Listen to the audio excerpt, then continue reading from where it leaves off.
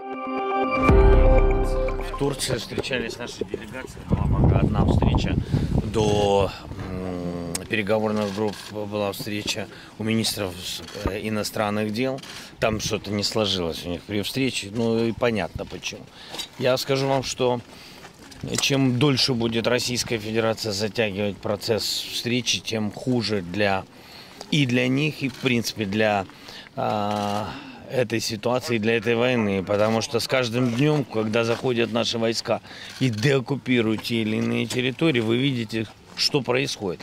Очень сложно разговаривать, когда ты видишь то, что они тут натворили.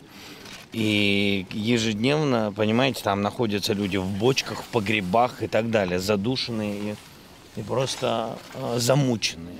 Поэтому считаю, что им нужно, если есть чем думать, то думать быстрее. Сказали, вы предлагаете Ангела Меркель сюда. Почему вы так сказали? Ну, потому что